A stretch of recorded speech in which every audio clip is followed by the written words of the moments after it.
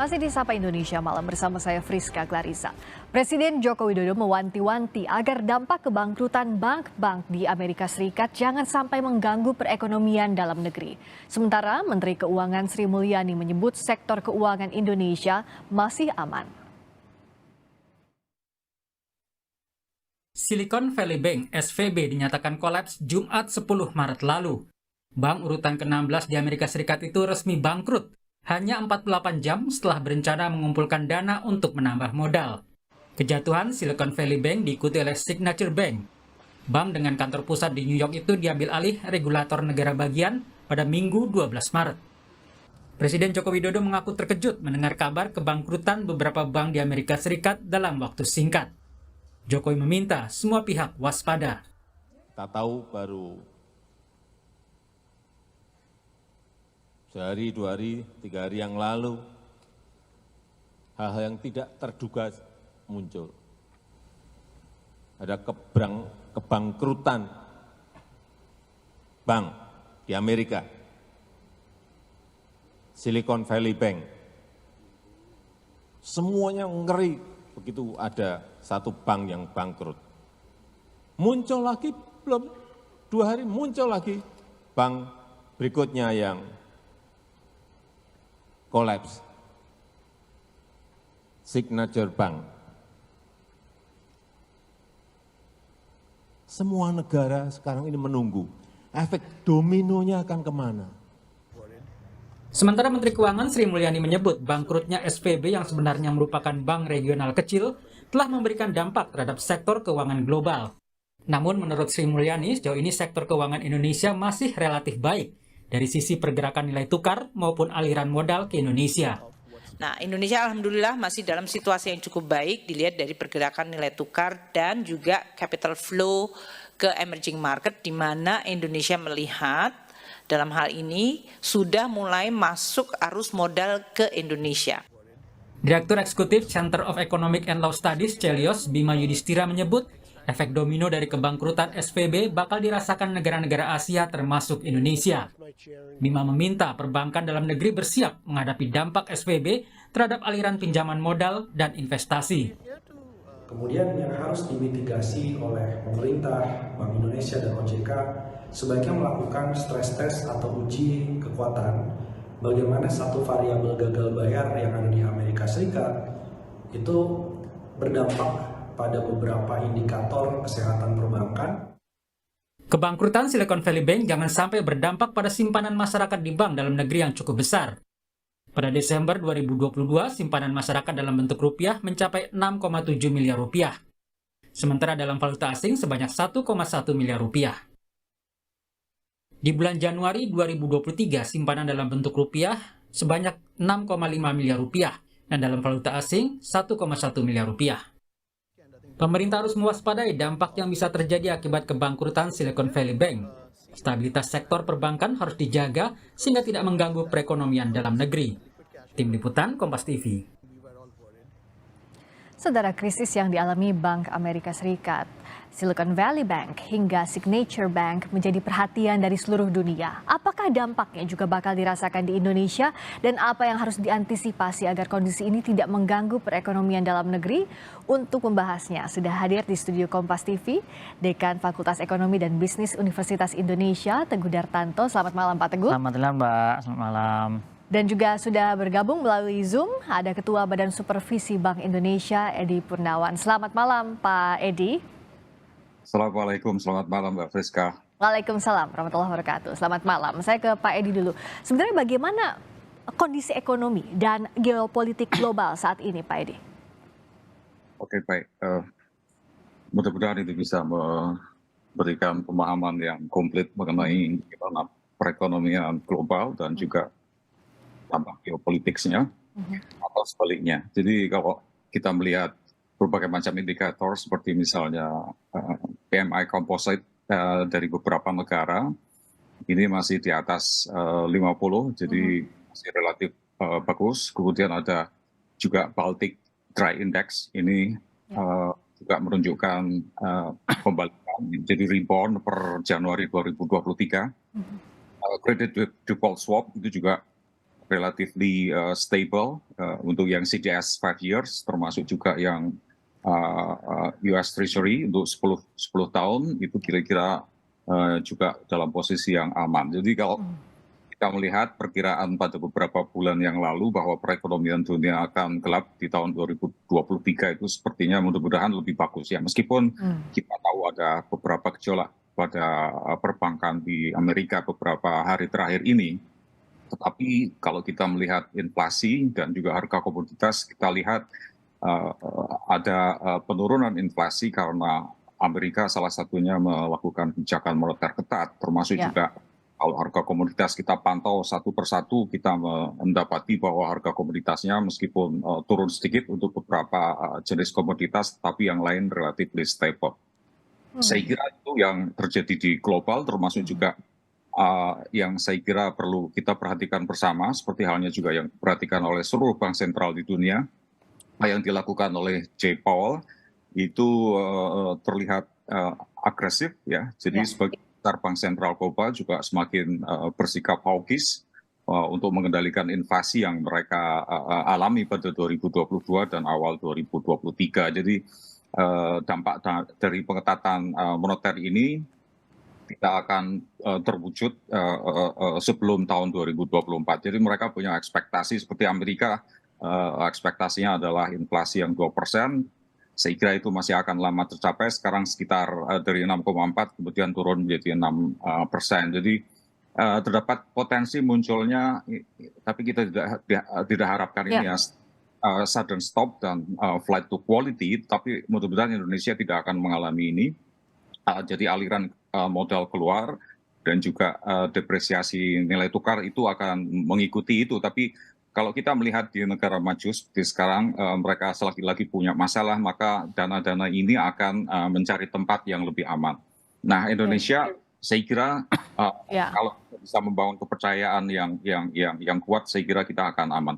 Nah, kemudian kalau kita melihat beberapa aspek yang lain, seperti misalnya stability and politik, ini saya kira masih tetap sama. Serangan terhadap Ukraina masih belum berhenti, tapi bantuan terhadap Ukraina juga terus mengalir. Jadi ada fenomena global geopolitics dan global geoekonomi yang kait-mengkait satu dengan yang lain. Seperti halnya misalnya ketika di Fed Fund Rate dinaikkan terus, Jay Powell kemudian menaikkan terus selama tahun 2023, maka ada kecenderungan beban yang diterima oleh bondholders itu akan cenderung meningkat dan itu akan kesulitan di financial market. Bond yang dikeluarkan oleh Amerika itu sekitar dan juga NATO itu sekitar 30 triliun US dollars. Jadi termasuk juga yang Eropa itu sekitar 20. Jadi total itu kira-kira 50. Jadi misalnya kenaikan suku bunga yang disebabkan karena Fed Fund Rate-nya naik, katakanlah sebesar 3-4% saja misalnya, maka bondholders akan menanggung risiko kira-kira 4% dikalikan 50, jadi sekitar 2 triliun US dollars, di mana itu sangat berat, itu bisa membebani financial market. Dan pada akhirnya orang akan bergerak untuk pushing the industrial military complex. Jadi mereka akan antara politik dan ekonomi akan berinteraksi dan akan menyesuaikan dengan keseimbangan yang baru. Saya kira begitu.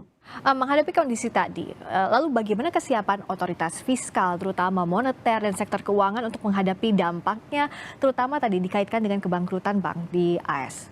Pak Teguh. Terima kasih Mbak Friska terkait dengan isu itu sih saya mungkin mengamini apa yang disampaikan oleh Bu Menkyu, bahwa Bu Menkyu merasa bahwa kondisi Indonesia cukup aman. Tetapi nggak hanya seperti itu, tapi saya ingin mencoba mengelaborasi bahwa sektor keuangan di Indonesia ini jauh-jauh lebih prudent dibandingkan sebelumnya ya, karena kita punya pengalaman dari krisis to crisis ya, di mana Asian Financial Crisis tahun 98 itu yang mungkin itulah yang merubah arsitektur perbankan kita, dan perbankan kita jauh lebih prudent ya mengelola risiko. Yang kedua adalah pengalaman di tahun 2008 di Asian Financial Crisis, kita relatively baiklah dibandingkan negara-negara yang lain, sehingga itu kan mirip lah ya. 2008 itu kan juga ada kolaps bank di Amerika merembet ke Indonesia, walaupun ke negara-negara lain juga, tapi Indonesia cukup imun. Dan yang menurut saya pengalaman yang paling menarik mengamini apa yang disampaikan Ibu Menkyu kondisi Indonesia adalah kita punya pengalaman di masa pandemi. Di masa pandemi ini kan saya kalau ngomong kenapa sih kita cukup one of the best ya, salah satu ekonomi yang cukup baik dalam performanya selama pandemi gitu. Itu kalau saya selalu nyebut itu adalah memang ada dua hal, good policy sama good luck. Ya kita beruntung. Tapi yang pertama good policy apa? Isu mengenai kesehatan kita bisa ngontrol dengan baik. Yang kedua kebijakan di sektor real juga cukup terkontrol. Dan yang menariknya adalah koordinasi dari sektor fiskal, sektor moneter, sektor keuangan. Artinya ada Kementerian Keuangan, Bank Indonesia, OJK dan LPS. Dan itu saya rasa pengalaman di pandemi kemarin bisa kita sudah belajar dari situ, sehingga saya rasa Indonesia sudah cukup siap ya menghadapi kondisi global, kondisi US yang kemungkinan akan ada domino effect. Tapi saya yakin bahwa domino effect itu ada, tapi mungkin nggak sebesar yang kekhawatiran kita sendiri gitu. Tapi saya rasa dengan koordinasi yang cukup intens dari empat otoritas tadi, Kementerian Keuangan, Bank Indonesia, OJK dan LPS, lembaga penjamin simpanan, saya rasa kita bisa memitigasi lah, karena pengalaman yang sudah kita lalui kan 3 pengalaman ya, Asian Financial Crisis, Global Financial Crisis dan pandemi. Kita relatifly bisa melewati itu dengan baik. Nah, kita harapkan bisa melewati itu dengan baik. Nah, kalau dari BI bagaimana melihat dampak penutupan SVB dan juga 2 bank lainnya di Amerika Serikat terhadap potensi risikonya terhadap Indonesia? Tapi kita akan bahas usai jeda, tetap di Sapa Indonesia Malam. Masih di Sapa Indonesia Malam bersama Dekan Fakultas Ekonomi dan Bisnis Universitas Indonesia, Teguh Dartanto, dan Ketua Badan Supervisi Bank Indonesia, Edi Purnawan. Pak Edi, menyambung pertanyaan tadi, bagaimana pandangan dari BI khususnya mengenai penutupan SVB dan 2 bank lainnya yang kemungkinan akan memberikan efek krisis di Indonesia? Bagaimana masyarakat harus membaca ini? Oke, baik. Saya kira ini agak jauh ya kaitannya antara bank di Amerika dengan bank di Indonesia. Jadi saya kira bank di Indonesia relatifly aman karena kaitan di antara mereka, misalnya kalau diukur dengan koefisien korelasi itu nggak tinggi. Barangkali yang perlu diperhatikan adalah perusahaan-perusahaan yang dibiayai terutama di startup itu yang kemudian terhubung dengan mereka yang di bank-bank besar di Eropa atau di Amerika. Kalau kita melihat bagaimana proses tumbangnya beberapa bank di Amerika, saya kira kita semuanya sudah membaca dan memang kerugiannya cukup besar. Tapi untuk bank-bank di Indonesia, saya kira kita tidak perlu khawatir dengan itu.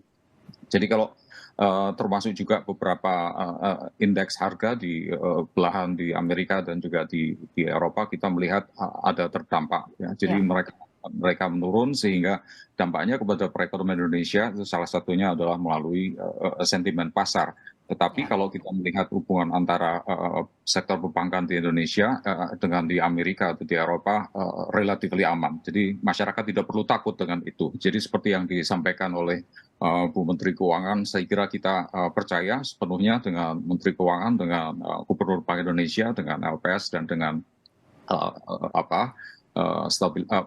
SSK. Saya kira kita nggak akan terjadi dampak yang relatif besar dengan kejadian-kejadian di Amerika. Saya kira begitu, Mbak. Oke, kita percaya, tapi tentu perlu ada antisipasi mitigasi. Kalau Pak Teguh melihatnya bagaimana respons pemerintah, sudah baikkah untuk menghadapi kondisi saat ini? Ya, yang saya sih sangat apresiasi ya, di mana sebagai presiden, sebagai kepala negara sudah memberikan dalam tanda kutip bahwa kita harus waspada. Artinya kan ini juga dalam tanda kutip bahwa kita yakin bahwa kita imun, tetapi imun atau relatif nggak akan terdampak, tetapi kita juga tidak boleh jemawa. Itu yang pesan yang disampaikan oleh Presiden bahwa kita harus tetap waspada. Nah, di sisi lain bahwa Kementerian Keuangan dengan data dan juga analisisnya, dan saya rasa apa yang disampaikan juga dan juga pengalaman dan juga data-data kami sendiri sebagai akademisi juga menunjukkan bahwa kita relatifly aman lah dengan krisis to krisis, kan pengalaman itu membawa kita juga jauh lebih hati-hati. Saya rasa apa yang dilakukan pemerintah saat ini menurut saya memang belum bukan terlihat seperti ini kan juga bahaya juga ya kalau terlalu direspon berlebihan nanti malah masyarakat tuh semakin melihat oh jangan-jangan ini malah beneran gitu. Tapi saya rasa di balik yang terlihat ini saya rasa dari KSSK dan juga ya 4 lembaga itu saya rasa sudah memonitor terus-menerus ya, artinya memang perlu monitoring terus-menerus apakah memang pergerakannya akan seperti apa. Kan ini yang di US ya, tapi kan nanti juga kita melihat impactnya di US nanti linknya ke negara mana aja. Wah, mungkin direct effect itu dampak langsung mungkin enggak, tetapi mungkin nanti dampaknya dari tidak langsungnya mungkin dari US ke negara mana baru ke kita gitu. Ini yang perlu kita lihat monitor terus-menerus gitu. Dan saya rasa yang perlu dilakukan pemerintah saat ini ya kewaspadaan dan monitoring terus-menerus itu tadi. Memang serba salah pada kondisi ini kalau misalnya tahu-tahu joint statement misalnya 4 Kementerian Keuangan, BI, OJK sama LPS joint statement malah mungkin orang jadinya malah mikir jangan-jangan ada apa gitu. Tapi menurut saya tetap keep update ya di masyarakat gitu, mungkin regular update dari pemerintah dari keempat lembaga ini keep update mengenai kondisi yang ada gitu. Jadi waspada dan monitoring. Nah kalau peran Bank Indonesia tentu ini penting, bagaimana dalam menjaga stabilitas ekonomi Indonesia di tengah ketidakpastian global? Ini kepada saya ini. Iya, silakan Pak. Oke, baik. Jadi saya tidak mewakili Bank Indonesia ya, saya mewakili ekonom dari Universitas Gadjah Mada. Jadi kira-kira kalau apa yang dilakukan oleh Bank Indonesia sudah baik kemarin. Baru saja launching dari rapat Dewan Gubernur, kemudian ada press release itu disampaikan bahwa suku bunga BI 7 days reverse repo rate itu konstan ke 5,75%. Kalau konstan itu artinya relatively stabil. Jadi Bank Indonesia mengatakan bahwa perekonomian kita relatively stabil dalam bulan-bulan terakhir ini ya, dengan suku bunga deposit facility rate-nya 5% dan lending facility rate 6,5%. Tapi itu juga inflasi ke depan itu dipandang relatively masih bisa tercapai. Untuk yang inflasi itu kira-kira kisarannya di 3+-1 itu Bank Indonesia confident sekali bahwa dia akan bisa mencapai. Termasuk juga inflasi IHK diharapkan pada tahun 2023 semester yang kedua nanti kira-kira akan bisa tercapai pada targetnya yaitu 3+-1. Kemudian dengan beberapa kebijakan yang kemarin juga sudah disampaikan oleh Gubernur Bank Indonesia bahwa Bank Indonesia akan memperkuat operasi moneter dengan meningkatkan efektivitas transmisi kebijakan moneter. Satu termasuk memperkuat stabilitas nilai tukar rupiah. Dan itu juga ada melanjutkan twist operation untuk yang SPN panjang waktunya, kemudian memperkuat pengelolaan devisa hasil ekspor, termasuk juga ada melanjutkan transparansi suku bunga dasar kredit yang tidak dari perbankan. Saya kira itu akan bagus. Termasuk juga saya kira yang tidak kalah pentingnya adalah kebijakan forward looking Bank Indonesia yaitu digitalisasi. Saya kira itu penting sekali untuk mempersiapkan bagaimana sektor moneter yang lebih terdigitalisasi ke depan, termasuk juga melalui kebijakan sistem pembayaran untuk terutama gejolak di bulan Ramadan. Terakhir yang tidak kalah penting tentu adalah trust. Bagaimana Pak Teguh melihat bagaimana pentingnya menjaga juga mewujudkan institusi yang bisa dipercaya di tengah turbulensi yang terjadi? Ya, ini kan penting sekali ya, artinya dalam konteks seperti ini kan sebenarnya bagaimana menjaga keyakinan masyarakat bahwa memang kata yang disampaikan itu Bu Menkyu misalnya atau Presiden itu bahwa kita aman itu benar-benar dipercaya oleh masyarakat. Ini saya cuma ilustrasi sederhana analogi di sebuah cerita di dunia pesantren lah, di mana ada kiai dan juga santrinya pergi ke mau ziarah gitu, mobilnya naik di tanjakan dan mogok. Tapi santri-santri di dalamnya itu santai aja sambil makan bekalnya gitu. Ketika ditanya kenapa kamu nggak khawatir ini mobilnya ini, ya kan ada Pak Kiai yang berdoa. Nah, itu kan artinya karena trust makanya dia tenang aja di dalam. Seandainya dia panik, nggak ada yang dipercaya di situ panik, wah bahaya kan ini. Nah, dalam konteks Indonesia juga menurut saya itu tadi otoritas keempat lembaga ini memang harus menjaga kredibilitasnya. Seperti credibility dan integrity itu penting sehingga kita percaya gitu. Tapi saya rasa selama ini pengalaman pandemi saya yakin lah orang-orang yang yang di lembaga-lembaga ataupun KSSK dan juga otoritas fiskal moneter jasa keuangan itu juga saya rasa pengalaman yang ada itu membuat kita bahwa kita yakin dan percaya bahwa saya harap juga ya kita percaya kepada otoritas gitu, sehingga kita nggak perlu banyak bikin noise. Voice boleh ya, voice itu kan suara yang memang ini kan, tapi kalau noise ya nggak perlu, itu jangan nakut-nakuti gitu. Itu sih yang saya harapkan. Saya rasa sih pengalaman yang pandemi kemarin itu menunjukkan bahwa our otoritas ini untuk merespon kondisi yang krisis ini saya rasa cukup baik gitu. Itu sih yang memang perlu dijaga. Walaupun memang dalam tanda kutip ya akhir-akhir ini ada ya segelintir lah yang buat kata. Tapi PR-nya tadi bagaimana menjaga trust di tengah kondisi seperti ini. Terima kasih Pak Teguh Dartanto sudah dari Sapa Indonesia Malam, Dekan Fakultas Ekonomi dan Bisnis Universitas Indonesia. Terima kasih juga Pak Edi Purnawan, Ketua Badan Supervisi Bank Indonesia sudah bergabung malam hari ini. Terima kasih, sehat selalu Bapak-Bapak. Selamat malam.